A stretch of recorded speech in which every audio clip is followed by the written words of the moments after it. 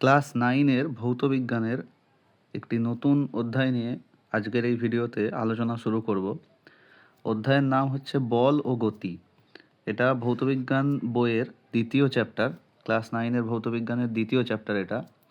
এবং এই ভিডিওটা হচ্ছে এই চ্যাপ্টারের প্রথম অংশ। যেহেতু এটা একটা বেশ বড় চ্যাপ্টার, তাই আমরা কি করব, এই পুরো অধ্যায়টাকে কিছু কিছু পার্টে বিভক্ত করে স্টেপ বাই স্টেপ আলোচনা করব। তো আজকে এটা প্রথম ভিডিও এই চ্যাপ্টারের উপরে। এই ভিডিওটাতে কি কি ইম্পর্ট্যান্ট জিনিস দেখো আলোচনা করব, যেগুলো এই চ্যাপ্টার থেকে গুরুত্বপূর্ণ পরীক্ষার জন্য। সবার প্রথমে যেটা এখানে আছে, একদম বেসিক জিনিস দিয়ে শুরু হচ্ছে চ্যাপ্টারটা, যে স্থির বস্তু এবং গতিশীল বস্তু বলতে আমরা কি বুঝি। অর্থাৎ স্থিতি বা গতি, যেটা চ্যাপ্টারের নাম, সেই নামের উপর নির্ভর করে এখানে অধ্যায়টা শুরু হচ্ছে।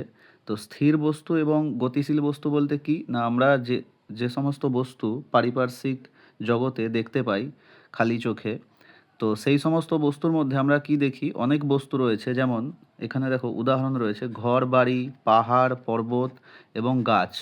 এই যে উদাহরণগুলো যেগুলো লেখা রয়েছে এখানে, এই বস্তুগুলো আমরা সাধারণত দেখি এরা স্থির থাকে, একই জায়গায় স্থির থাকে সময় সাপেক্ষে। এবং এই যে উদাহরণগুলো আছে যানবাহন বা হচ্ছে সূর্য, আমরা দেখি যে সূর্য প্রতিদিন পূর্ব দিকে ওঠে এবং পশ্চিম দিকে অস্ত যায়। তো সূর্যকে আমরা দেখি যে এক জায়গায় স্থির নয়, এটা আমরা দেখি। বা অন্যান্য যে গ্রহগুলো রয়েছে, যেগুলো সূর্যের চারিদিকে বিভিন্ন বৃত্তাকার বা উপবৃত্তাকার পথে ঘূর্ণন করে, তো সেগুলো হচ্ছে কেউ স্থির নয়। এবং যে উপগ্রহ যেগুলো রয়েছে মহাজগতে, সেগুলোও স্থির নয় কেউ। তো দু ধরনের বস্তু আমরা সাধারণত দেখতে পাই আমাদের চারিদিকের পরিবেশে। একটা হচ্ছে স্থির বস্তু, আর এক ধরনের বস্তু হচ্ছে গতিশীল বস্তু, যেগুলো সচল বস্তু।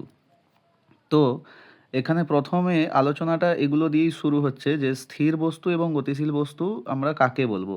তো সংজ্ঞাটা খুবই সহজ, মানে একদম ইজি একটা কনসেপ্ট। কি না, সময় সাপেক্ষে পারিপার্শ্বিকের, সময়ের সঙ্গে পারিপার্শ্বিকের সাপেক্ষে কোনো বস্তুর অবস্থান পরিবর্তন না হলে, অবস্থান পরিবর্তন যদি না হয়, তখন সেই বস্তুকে আমরা কি বস্তু বলি, স্থির বস্তু। যদি দেখি যে অবস্থান পরিবর্তন হচ্ছে না, তখন সেটাকে আমরা বলি যে স্থির বস্তু। এবং এই যে বস্তুর স্থির থাকার অবস্থা, এই অবস্থাটাকে বলা হয় স্থিতি, বা এটাকে বলা হয় রেস্ট। রেস্ট বলা হয়, যে বস্তুটি রেস্ট অবস্থায় আছে। যেমন উদাহরণ হচ্ছে এইগুলো যেগুলো বললাম। একইভাবে গতিশীল বস্তু কাকে বলবো না, যে সমস্ত বস্তু সময়ের সঙ্গে পারিপার্শ্বিকের সাপেক্ষে অবস্থান পরিবর্তন করে, অর্থাৎ অবস্থার পরিবর্তন, অবস্থানের পরিবর্তন হয়, সেই সমস্ত বস্তুকে বলা হয় গতিশীল বস্তু। এবং বস্তুর ওই যে গতিশীল অবস্থা, সেই অবস্থাটাকে বলা হয় গতি, বা এটাকে বলা হয় মোশন। এবং উদাহরণ হচ্ছে এই সমস্ত উদাহরণ, আরও অনেক উদাহরণ রয়েছে। তো এইগুলো উদাহরণগুলো দিয়েছি যাতে আমরা বিষয়টা বুঝতে পারি। তো প্রথম যেটা এখান থেকে বিষয় যেটা জানার, যে স্থির বস্তু এবং গতিশীল বস্তু কাকে বলে। এবং দ্বিতীয় পয়েন্ট হচ্ছে যে স্থিতি এবং গতি, এই দুটোর ধারণা বলতে আমরা কি বুঝি। নেক্সট দেখো কি আছে, একটা প্রশ্ন এই চ্যাপ্টারেতে বেশ খুবই গুরুত্বপূর্ণ এবং পরীক্ষায় বহুবার রিপিট হয়, এবং সেটা আমি লিখেছি এখানে, যে স্থিতি ও গতি সবই আপেক্ষিক। এই পয়েন্টটাকে ব্যাখ্যা করতে হবে, যে স্থিতি এবং গতি আপেক্ষিক। তো এই প্রশ্নটার অর্থ কি, যে যেমন ধরো একটা উদাহরণের মাধ্যমে বোঝাচ্ছি, যে ধরো কোনো একটা ক্লাসে একটি স্টুডেন্ট রয়েছে যার নাম হচ্ছে এ। এ একটি স্টুডেন্ট, বি একটি স্টুডেন্ট এবং সি একটি স্টুডেন্ট।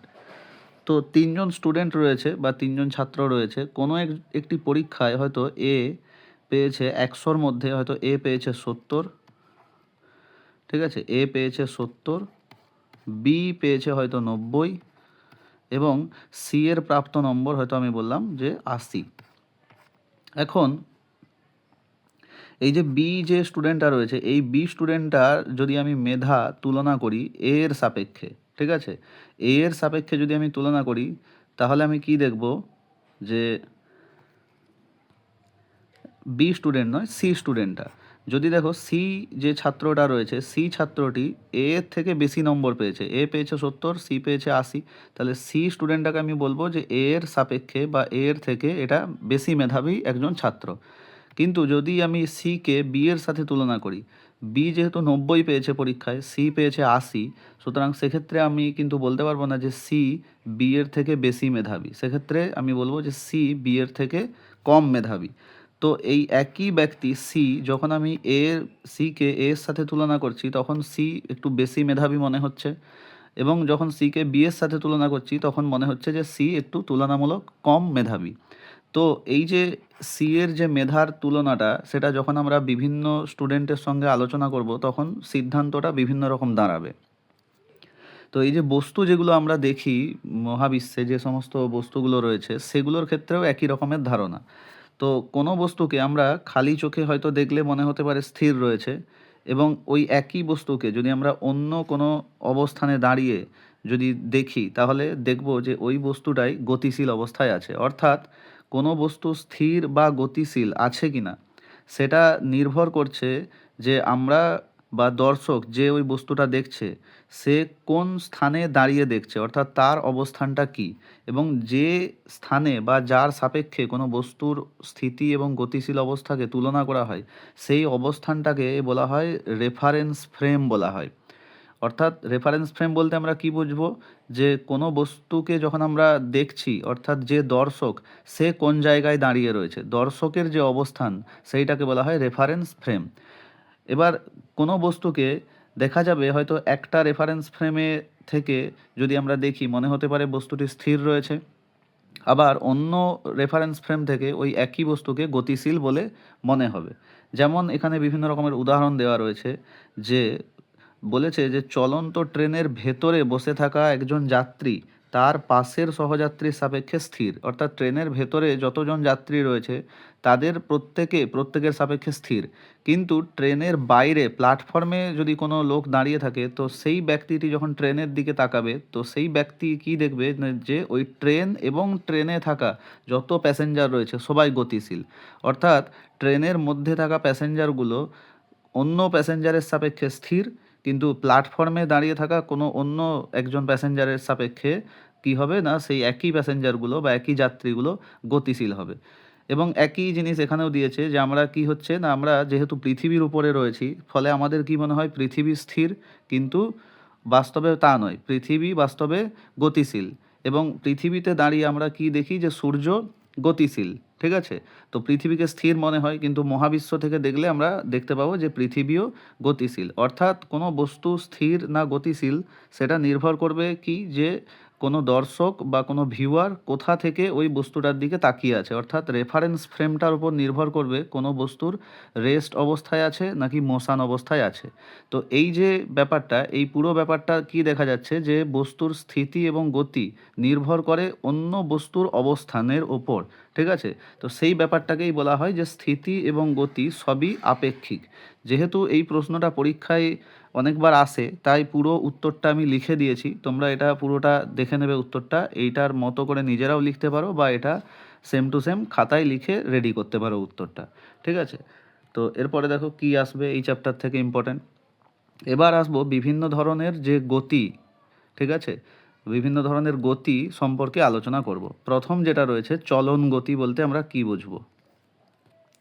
তো চলন গতি মানে কি, দেখো উদাহরণগুলো দেখলে আগে বোঝা যাবে ভালো করে। চলন গতি মানে কি, যেমন ধরো উদাহরণ দেওয়া আছে সোজা রেল লাইনে কোনো ট্রেনের গতি, সোজা রেল লাইন হোক বা বাঁকা পথে কোনো ট্রেন লাইন হোক বা অন্য যে কোনো যানবাহন যে চলাচল করে রাস্তায়, এবং বা আরেকটা উদাহরণ দেওয়া রয়েছে টেবিলের উপর দিয়ে বই যদি কেউ সরিয়ে দেয় তো সেই বইয়ের যে গতিটা, বইটাকে যদি কেউ সরিয়ে দেয় তো বইয়ের যে গতিটা, এই যে গতিগুলো এগুলো হচ্ছে চলন গতি। অর্থাৎ চলন গতি মানে কোনো একটা নির্দিষ্ট সমতলের ওপরে, কোনো একটা স্থির বা গতিশীল নির্দিষ্ট একটা সমতলের ওপরে অন্য কোনো একটা বস্তু যদি সরল রেখা বরাবর বা বক্ররেখা বরাবর গতিশীল থাকে তখন সেই বস্তুর যে গতি সেটাকে বলা হয় চলন গতি।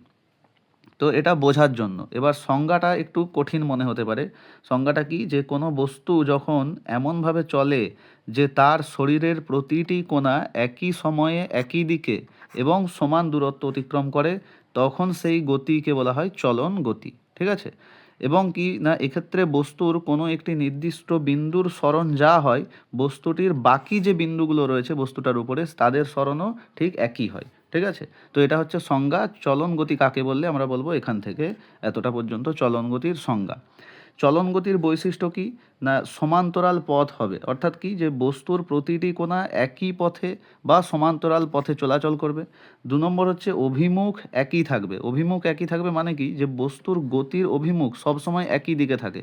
বস্তুর গতির অভিমুখ সবসময় একই দিকে থাকে এবং কখন একই দিকে থাকে? যদি পথ বক্ররেখা না হয়। যেমন এই উদাহরণটা, যদি সোজা বরাবর চলে তাহলে কি হবে? বস্তুর গতির অভিমুখ সর্বদা একই দিকে থাকবে। যদি বক্ররেখা হয় তাহলে গতির অভিমুখ পরিবর্তন হবে। এবং হচ্ছে কি ঘূর্ণনহীন।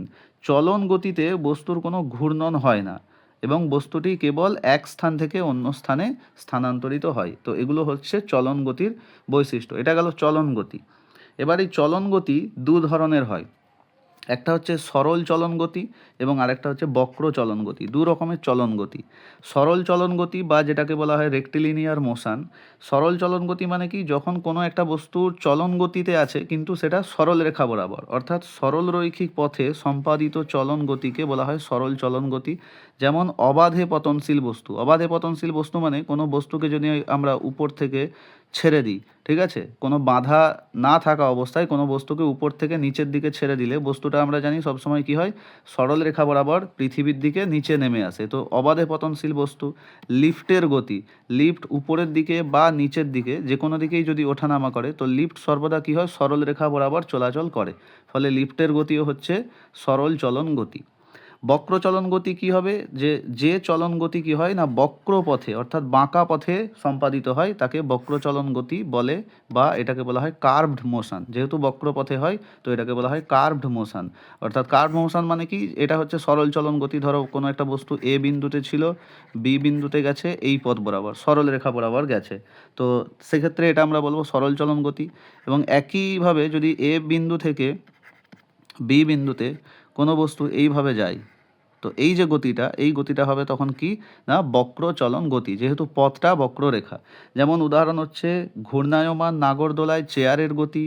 কোনো পাহাড়ি রাস্তায় আঁকা বাঁকা পথে যখন গাড়ি চলে তো সেই যে গতি সেটা হচ্ছে একটা বক্র চলন গতি। এরপরে ইম্পর্টেন্ট কি রয়েছে? উদাহরণ দেখো, এখানে ছবি দিয়ে বোঝা রয়েছে। এই যে প্রথমের যে ছবিটা রয়েছে এটা হচ্ছে সরল চলন গতি। এটা হলো সরল চলন গতি বা রেক্টিলিনিয়ার মোশনের ছবি দেওয়া রয়েছে। এবং দ্বিতীয় যেটা রয়েছে এটা হচ্ছে বক্র চলন গতি, কারণ পথটা দেখো আঁকা বাঁকা আছে, প্রতি মুহূর্তে গতির অভিমুখ চেঞ্জ হচ্ছে। তো এটা বক্র চলন গতি বা এটাকে বলা হয় কার্ভড মোশন। নেক্সট এবার আসবো যেটা পরবর্তী বৃত্তীয় গতি বা যেটাকে বলা হয় সার্কুলার মোশন। সার্কুলার মোশন মানে কি?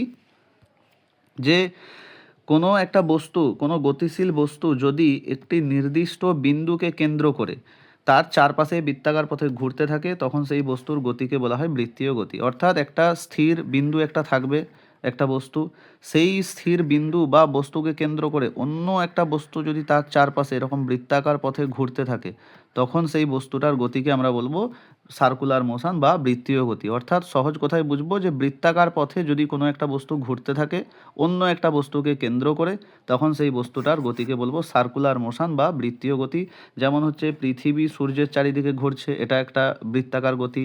পৃথিবীর চারিদিকে চাঁদের আবর্তন, এটাও হচ্ছে একটা বৃত্তাকার গতি। তো এগুলো গেল বৃত্তীয় গতি বা সার্কুলার মোশন। এবার আসছি ঘূর্ণন গতি। ঘূর্ণন গতি মানে কি? যে কোনো একটা বস্তু যখন তার নিজ অক্ষের ওপর স্থির থেকে চারিদিকে ঘুরতে থাকে তখন সেই বস্তুর গতিকে বলা হয় ঘূর্ণন গতি, ঠিক আছে, বা রোটেশনাল মোশন বলা হয়। ঘূর্ণন গতির ইংরাজি হচ্ছে রোটেশনাল মোশন। ঘূর্ণন গতি বা রোটেশনাল মোশন। যেমন হচ্ছে লাট্টুর গতি।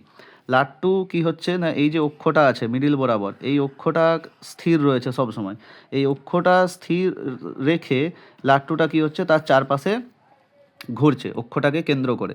তো সেই জন্য লাট্টুর গতি হচ্ছে একটা কি ঘূর্ণন গতি। একইভাবে সিলিং ফ্যানের গতি। সিলিং ফ্যানের ক্ষেত্রেও একই ব্যাপার ঘটে। সিলিং ফ্যান কি হয় না, সিলিং ফ্যানও এই যে অক্ষটা আছে মাঝ বরাবর এই অক্ষটাকে কেন্দ্র করে সিলিং ফ্যান কি হয় না বৃত্তাকার পথে ঘুরতে থাকে, ঠিক আছে, অক্ষকে কেন্দ্র করে অক্ষের চারপাশে ঘুরতে থাকে এবং সিলিং ফ্যান একই জায়গায় স্থির থাকে, একই জায়গায় স্থির থেকে ঘুরতে থাকে। লাট্টুও একই জায়গায় স্থির থেকে ঘুরতে থাকে, ঠিক আছে। তো এই যে বলা আছে যে কোনো বস্তু তার নিজ অক্ষের ওপর, এই যে বলা আছে স্থির থেকে, ঠিক আছে, স্থির অবস্থায় থেকে অক্ষের উপরে যখন ঘুরতে থাকে তখন সেটাকে বলে রোটেশনাল মোশন। পৃথিবীর আর্নিক গতি, পৃথিবীর আর্নিক গতিও একই, কারণ আমরা জানি পৃথিবী তার অক্ষকে কেন্দ্র করে কি হয় না ঘুরতে থাকে, ঠিক আছে। তো পৃথিবীর আর্নিক গতিও হচ্ছে ঘূর্ণন গতি। আর কুমারের চাকা, যেটা মাটির যারা জিনিসপত্র তৈরি করে, তারা যেভাবে যে পদ্ধতিতে তৈরি করে জিনিসপত্র, মাটির জিনিসপত্র, তাদের সেই কুমোরের যে চাকার উপরে সেই যে গতিটা, সেটাও হচ্ছে একটা ঘূর্ণন গতি বা রোটেশনাল মোশন। এবার যেটা পরীক্ষার জন্য ইম্পর্টেন্ট সেটা হচ্ছে বৃত্তীয় গতি এবং ঘূর্ণন গতির মধ্যে পার্থক্য জিজ্ঞেস করা হয়। তো পার্থক্য তিনটে এখানে লেখা রয়েছে। বৃত্তীয় গতি সবসময় দ্বিমাত্রিক হয় এবং ঘূর্ণন গতি হয় সর্বদা ত্রিমাত্রিক। বৃত্তীয় গতিতে কি হয়, বস্তুর অবস্থানের পরিবর্তন হয়, কিন্তু ঘূর্ণন গতিতে বস্তুর অবস্থান পরিবর্তন হয় না। বৃত্তীয় গতিতে বস্তুটি বাইরে থাকা কোনো অক্ষ বা বিন্দুকে কেন্দ্র করে ঘুরতে থাকে, যেটাকে কেন্দ্র করে ঘুরে সেটা সর্বদা কোথায় থাকে না বাইরে থাকে। আর ঘূর্ণন গতির ক্ষেত্রে বস্তুটির যে অক্ষ সেটি বস্তুটির ভেতরে বা বাইরে উভয় স্থানেই হতে পারে। তো এটা হচ্ছে বৃত্তীয় গতি এবং ঘূর্ণন গতির মধ্যে পার্থক্য, পরীক্ষার জন্য খুব ইম্পর্টেন্ট, এটা দেখে রাখবে অবশ্যই। এবার লাস্ট যেটা আসছে যে মিশ্র গতি। মিশ্র গতি মানে কি, যে কোনো একটা বস্তুর মধ্যে যদি চলন এবং ঘূর্ণন এই দু ধরনের গতি একসাথে বর্তমান থাকে, একসাথেই যদি দেখা যায়, তো তখন সেটাকে বলা হয় মিশ্র গতি। অর্থাৎ চলন গতি এবং ঘূর্ণন গতির সমন্বয়ে কোনো বস্তুতে যে গতির সৃষ্টি হয় তাকে মিশ্র গতি বলে। যেমন চলন্ত সাইকেল বা গাড়ির চাকার গতি, যদি কোনো একটা সাইকেল বা কোনো একটা গাড়ি চলন্ত অবস্থায় থাকে তখন কি হয়, তার চাকা কি হয় নিজের অক্ষের ওপর কেন্দ্র করে চাকা কি হয় ঘুরতে থাকে, 1 নম্বর। তো এটা হচ্ছে একটা ঘূর্ণন গতি। একইভাবে যেহেতু গাড়িটি গতিশীল, ফলে কি হবে, এই চাকাটা সময় সাপেক্ষে কি হবে, এক স্থান থেকে অন্য স্থানে তার স্থানও পরিবর্তন করবে। কিছুক্ষণ আগে হয়তো এই অবস্থানে ছিল, কিছুক্ষণ পরে চাকাটি চলে আসবে অন্য একটা অবস্থানে। তাহলে চাকাটা নিজের অক্ষের ওপর কেন্দ্র করে ঘুরতে থাকছে, অর্থাৎ ঘূর্ণন গতিও হচ্ছে। আবার চাকাটা অবস্থান পরিবর্তনও করছে, মানে কীরকম গতি হচ্ছে, চলন গতিও তার মধ্যে উপস্থিত। ফলে দু ধরনের গতি তার মধ্যে বর্তমান। ফলে আমরা কি বলবো, যে কোনো চলন্ত সাইকেল বা গাড়ির চাকার গতি সেটা মিশ্র গতি। এবং পৃথিবীর বার্ষিক গতি, পৃথিবীর বার্ষিক গতিও মিশ্র গতি। কেন? কারণ পৃথিবী কি হয়, যে এটা যদি সূর্য হয় তাহলে পৃথিবী কি হয়, পৃথিবী এক তো নিজের অক্ষের চারপাশে ঘুরতে থাকে, ঠিক আছে, পৃথিবী নিজের অক্ষের চারিদিকে যেহেতু ঘুরতে থাকে ফলে সেটা একটা ঘূর্ণন গতি। এবং কি হয়, পৃথিবী সূর্যের চারিদিকেও ঘুরতে থাকে, যেটা একটা চলন গতি। ফলে পৃথিবীর মধ্যেও দু রকমের গতি আছে, ঘূর্ণন গতি যেটা আর্নিক গতি, এবং যেটা সূর্যের চারিদিকে যেটা ঘুরছে সেটা হচ্ছে বার্ষিক গতি। তো পৃথিবীর বার্ষিক গতিটা হচ্ছে কি একটা মিশ্র গতি, অর্থাৎ পৃথিবীর মধ্যেও মিশ্র গতি রয়েছে।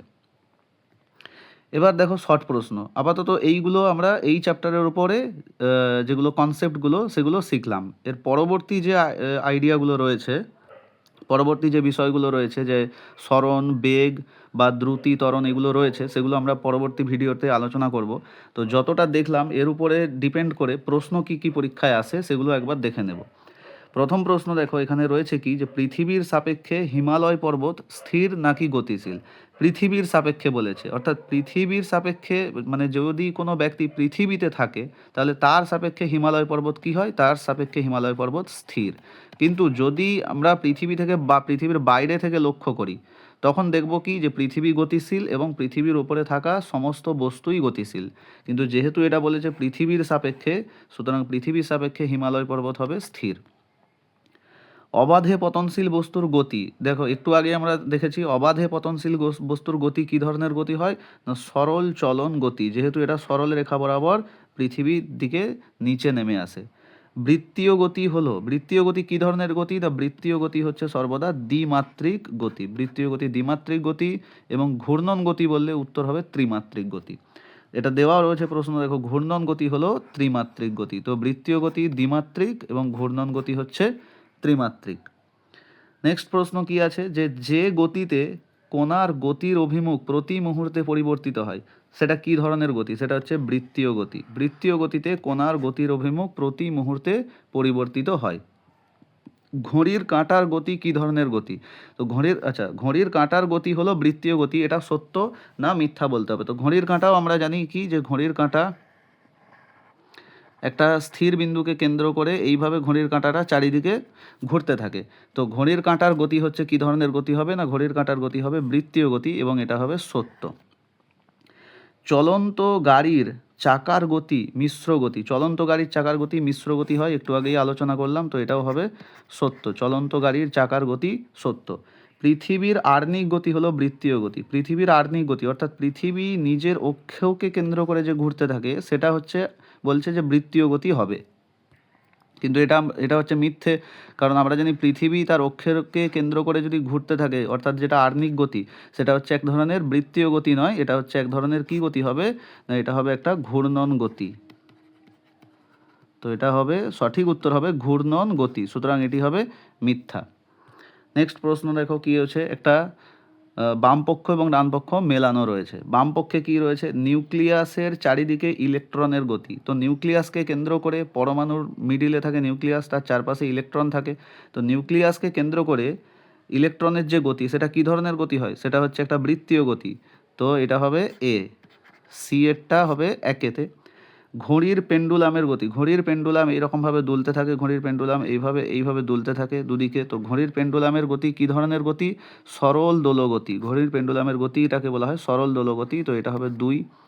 চলন্ত গাড়ির চাকার গতি একটু আগেই আলোচনা করলাম যে এটা একটা মিশ্র গতি, অর্থাৎ 3এরটা হবে ডিতে। এবং বস্তুর স্থিতি ও গতি সবই কি হয় আপেক্ষিক। প্রথম প্রশ্ন যেটা আলোচনা করেছি, বস্তুর স্থিতি ও গতি সবই কি হয় আপেক্ষিক। তো এটা হবে বামপক্ষ এবং ডানপক্ষ মেলানো। এই ধরনের প্রশ্ন এই যেটা যতটুকু আলোচনা করলাম এই চ্যাপ্টার থেকে আসে।